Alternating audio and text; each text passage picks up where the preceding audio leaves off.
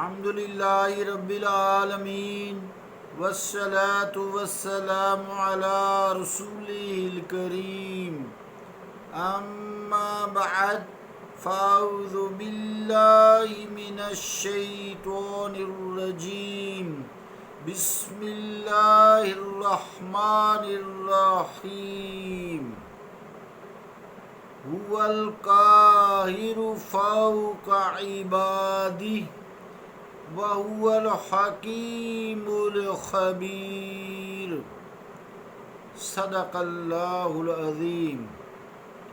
عزیزان گرامی قدر، السلام علیکم ورحمۃ اللہ وبرکاتہ۔ سورۃ الانعام کی آیت نمبر 18 تلاوت کرنے کی سعادت حاصل ہوئی۔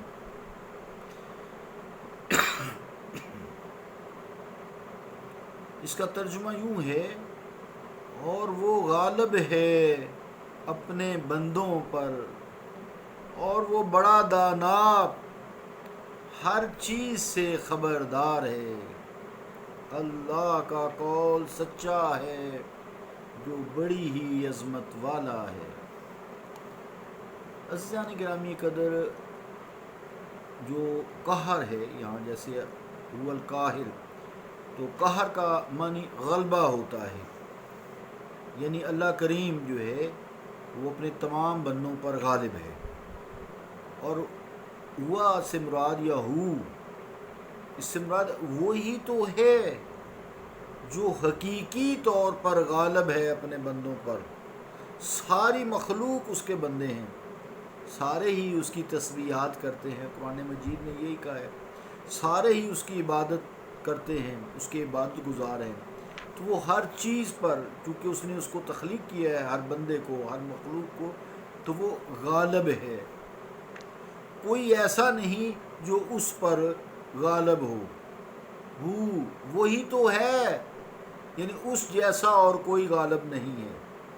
وہ حقیقی غلبہ رکھنے والا ہے، اس کی مرضی کے خلاف وہ جو چاہے کرتا پھرے، غالب وہی ہے۔ سب بندے اس کے حکم کے سامنے سر جھکائے ہوئے ہیں، کوئی اس کے سامنے دم نہیں مار سکتا۔ ایہم تحت تسخیرہ لا فوقیت مکان، تفسیر قرطبی۔ اب فوقہ سے مراد جو ہے، جو علامہ قرطبی رحمۃ اللہ نے فرمایا ہے کہ فوقیت سے مراد فوقیت مکانی مراد نہیں، بلکہ یعنی کسی ایک مکان میں، ایک جگہ پر، ہر جگہ پر وہ غالب ہے، بلکہ کسی پر غالب آنا، غلبہ پانا، غلبہ ہونا مستقل طور پر، فوقہ سے مراد یہ ہے۔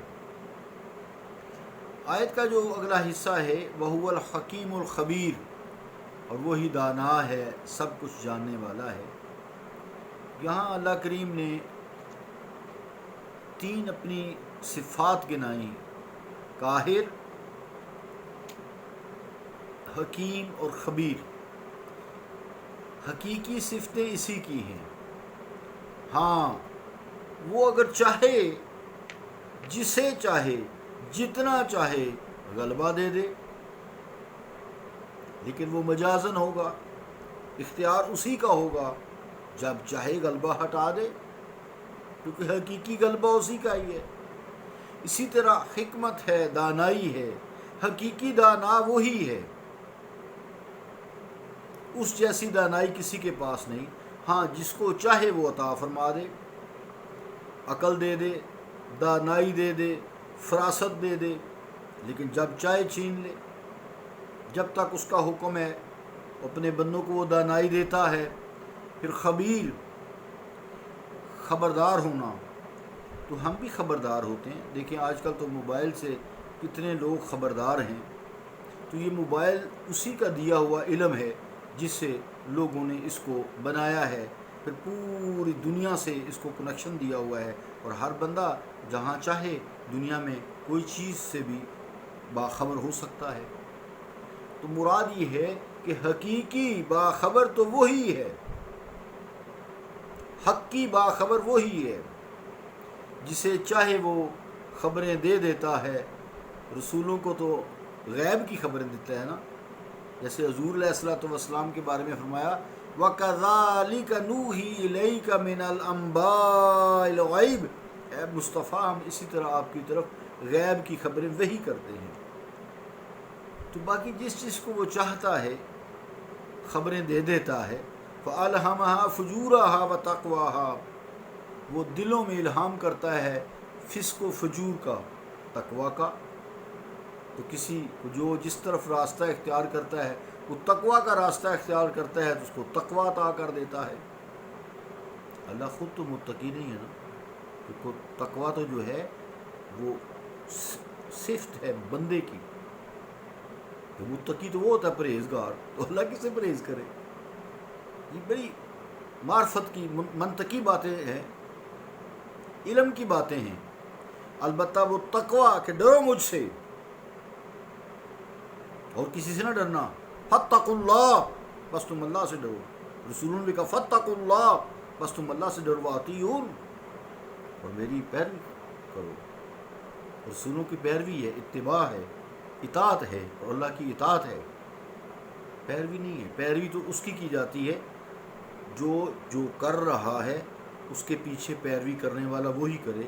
جتنا وہ کر رہا ہے اتنا ہی کرے، جیسے وہ کر رہا ہے اسی طرح کرے. اب جیسے نماز ہے تو ہم حضور علیہ الصلوۃ والسلام کی طرح پڑھیں گے. روزہ جو آپ نے حکم فرمایا اس طرح کریں گے، جو آپ نے جیسے روزے رکھے ہیں، نماز پڑھی ہے، یا عبادات جملہ کیے ہیں، یا دوسرے معاملات کیے ہیں. تو اللہ کے تو کوئی معاملات نہیں ہے، اللہ تو کسی کا عبادت گزار نہیں ہے. استغفر اللہ، اس کی عبادت کی جاتی ہے، سارے بندے اس کے عبادت گزار ہیں. وقت و ٹاپک تو خیر بڑا اچھا یہ چھڑ گیا تھا. تو اللہ تعالی ہمیں دین کی سمجھ عطا فرمائے، قرآن مجید کے ظاہری اور باطنی معانوں سے ہمیں ہمکنار کرے. صلی اللہ تعالیٰ علی رسول خیر خلقہ محمد وعلی آلہ وصحبہ اجمعین برحمتک یا ارحم الراحمین.